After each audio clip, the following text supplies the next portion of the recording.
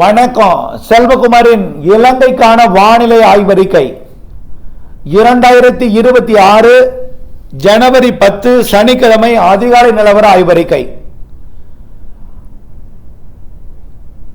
வானிலை அமைப்பு: இலங்கைக்கு கிழக்கு தென்கிழக்கே நீடித்துக் கொண்டிருந்த ஆழ்ந்த காற்றழுத்த தாழ்வு மண்டலம் தற்பொழுது முல்லைத்தீவை நெருங்கி இருக்கிறது.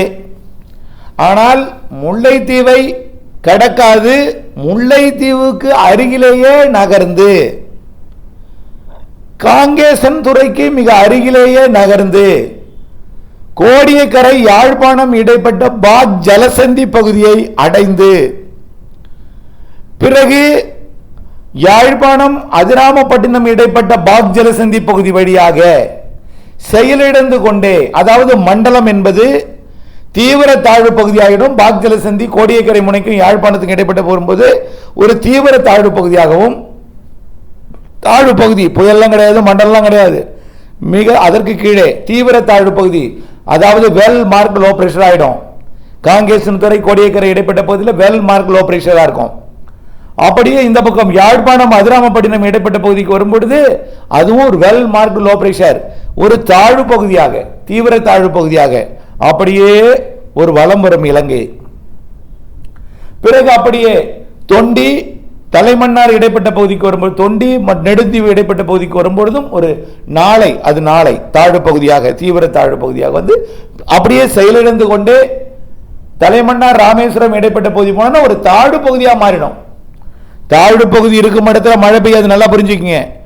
இலங்கையில் அதனாலதான் மழை பொழிவு இப்பொழுது பெரிதாக இல்லாமல் இருக்கிறது. இந்திய வானிலை ஆய்வு நிறுவனம் ஒட்டுமொத்த வானிலை, அதாவது ஒட்டுமொத்த 13 புயல் பாதிக்கும் நாடுகளின் கூட்டமைப்பு இணைந்த ஒரு அறிக்கையில கூட இலங்கைக்கு நிறைய மழை பொழிவை தரும், வெள்ள பாதிப்பை ஏற்படுத்தும், அது குறிப்பாக சிவப்பு வண்ணம்லாம் தீட்டிருந்தாங்க இலங்கையில். முதல் நாள் பார்த்தீங்கன்னா அம்மந்தோட்டா கல்முனை இடைப்பட்ட பகுதியில் கரை கடக்கும்னு நேற்று முடிஞ்சுன்னு சொல்லியிருந்தாங்க. நேற்றைக்கு கல்முனை திரிகோணமலை இடைப்பட்ட பகுதின்னு சொல்லியிருந்தாங்க. அதுக்கப்புறம் யாழ்ப்பாணம் திரிகோணமலைன்னு இப்போ வரைக்கும் இருந்துகிட்டே இருக்கு. ஆனால் இப்போ வரைக்கும் அது இலங்கைக்கு பெரிதாக மழை தரல. ஆனால் அது அப்படியே திரிகோணமலையே நெருங்கலை. திரிகோணமலை வந்திருந்தா கூட யாழ்ப்பாணத்து காங்கேசன் துறைக்கெல்லாம் முல்லைத்தீவுக்கெல்லாம் நிறைய மழை பொழிவை கொடுத்துருக்கோம். திரிகோணமலையே நெருங்கலை. இப்போ முல்லைத்தீவை நெருங்கி இருக்க தவிர நெல்லைத்தீவை தொடலை. சற்று அப்பால், சற்று கிழக்கு வடக்கு, அதாவது கோடியக்கரை முனை மற்றும் யாழ்ப்பாணம் இடைப்பட்ட இந்த பாக் ஜலசந்தி பகுதியை நோக்கி நகர்ந்து கொண்டிருக்கிறது. அப்போ அந்த பாக் ஜலசந்தியோட விட்டு 50 கிலோமீட்டரு 55 கிலோமீட்டரு அந்த குறுக்களவு இடைப்பட்ட பகுதி. ஆகவே அதுக்குள்ளார போகும் பொழுது முற்றிலுமாக செயலிழக்க தொடங்கும். அங்கே போய் வெல் மார்க் லோ பிரஷர் ஆகும். பிறகு ராமேஸ்வரம் போனோம்னா லோ பிரஷர் ஆகி ஒரு தாழ்வு பகுதியாக மாறி அப்படியே மன்னார் வளைகுடாவிற்கு திங்கக்கிழமை போய் அமைஞ்சு செவ்வாய்க்கிழமை மாலத்தீவு பகுதியை நோக்கி போகும். இப்போ இது இன்றைக்கு கோடியக்கரை முனையை நெருங்கும் பொழுது கொஞ்சம் முல்லைத்தீவிற்கு வடக்கே காங்கேசன் துறை யாழ்ப்பாணத்துக்கு மழை பொழிவை கொடுக்கும்.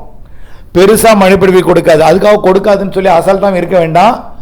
இப்போ வரைக்கும் முல்லைத்தீவு வரைக்கும் தான் போயிட்டு இருக்கு. முல்லைத்தீவு தாண்டி அது காங்கேசன் துறைக்கு வடக்கு புறமாகத்தான் அது மேற்கு நோக்கி போகும். அதனால இலங்கைக்கு பெரிதா மழை இருக்காது. தூறல், சாரல், லேசான மழை, குளிர்ந்த காற்று இதுபடி தான் இருக்கும். ஆனால் வாகனம் மேகமூட்டத்துடனே இருக்கும், தூறல் சாரெல்லாம் இருந்துகிட்டே இருக்கும்.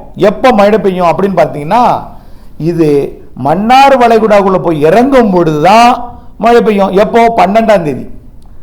மன்னார் வளைகுடாக்குள்ளே இறங்குறது 12ஆம் தேதி. 11ஆம் தேதி நாளைக்கு வந்து எங்கே இருக்கும்? அதாவது பாக் ஜலசந்தி பகுதியை விட்டு மன்னார் வளைகுடா நோக்கி நகர்ந்துகிட்டு இருக்கோம். முழுமையாக 12ஆம் தேதி மன்னார் வளைகுடா போகும். 12ஆம் தேதி பிற்பகல், 12ஆம் தேதி இரவெல்லாம் அது குமரிக்கடல் பகுதியை நோக்கி நகரும். 13ஆம் தேதி மாலத்தீவு பகுதி அடையும். அப்போ தான் மழை பெய்யும். அப்போ 12, 13 தான் இலங்கைக்கு மழை தரும். ஏனென்றால் வட்டத்தை சுற்றி தான் மழை பெய்யும். இலங்கை வட்டத்துக்குள் இருக்கும். அது என்னது வட்டம்? குறைந்த அழுத்த பகுதி. செயலிழந்து விட்டால் அந்த குறுகிய கண் என்பது அப்படியே பலூன் மாதிரி விரிஞ்சிடும். விரிஞ்சிட்டு என்ன ஆகும்? இலங்கை ஒரு குறைந்த அழுத்த பகுதியில் இருக்கும். குறைந்த அழுத்த பகுதியில் மழை பெய்யாது, வட்டத்தை சுற்றி தான் மையம். அதுலேயும் கிழக்கு காற்று ஏறுமிடம் வட்டத்துக்கு வடக்கே, வட்டத்திற்கு மேற்கே, வட்டத்திற்கு வடமேற்கே, வட்டத்திற்கு வடகிழக்கே, அது எல்லாம் தமிழக பகுதி. ஆகவே தமிழக பகுதி போகும்போது ராமேஸ்வரம் பகுதியும் குறைந்த அடுத்த பகுதியாக மாறிடும். இப்போ அங்கேயும் மழை பெய்யாது. அதை விட்டு தாண்டினால்தான் ராமநாதபுரம் ராமேஸ்வரத்துக்குலாம் எப்போ பெய்யும்? 13ஆம் தேதி 12ஆம் தேதி தான் பெய்யும். ஆக 12, 13 தான் இலங்கைக்கு நல்ல மழை இருக்குது. இன்னைக்கு நாளைக்கும் பெருசாக இருக்காது, தூரல் சாரல் தான். அச்சமோ பீதியோ கொள்ள தேவையில்லை. டிட்வா புயல் வந்த காரணத்தினாலே அதுபோல் கொட்டி விடுமோ என்று இந்த சுழற்சியெல்லாம் பார்க்கும்போது கடும் அச்சம். நாம கூட அறிக்கை போட்டிருந்தோம், அச்சம் தீர்க்கும் ஆய்வறிக்கைன்னு ஒன்று போட்டிருந்தோம், நினைவுபடுத்த விரும்புகிறேன்.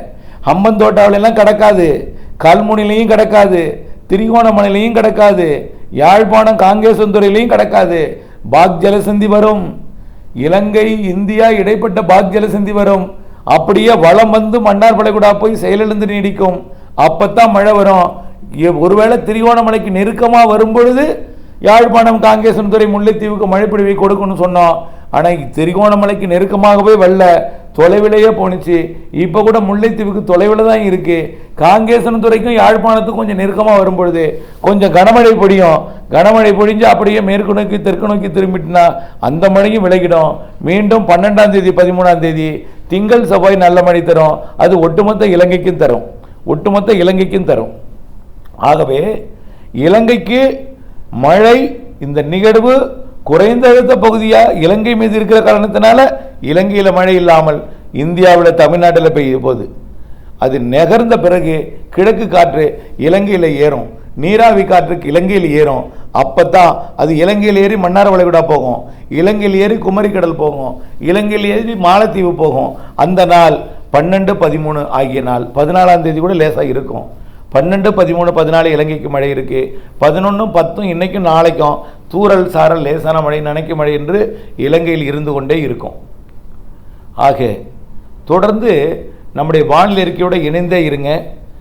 மழை வந்து புயல் வந்து வெள்ளம் வந்து நிலச்சரிவு ஏற்படுத்திய காரணத்தினால உங்கள் மழையும் நிகழ்வையும் பார்த்தா பயப்படுறீங்க.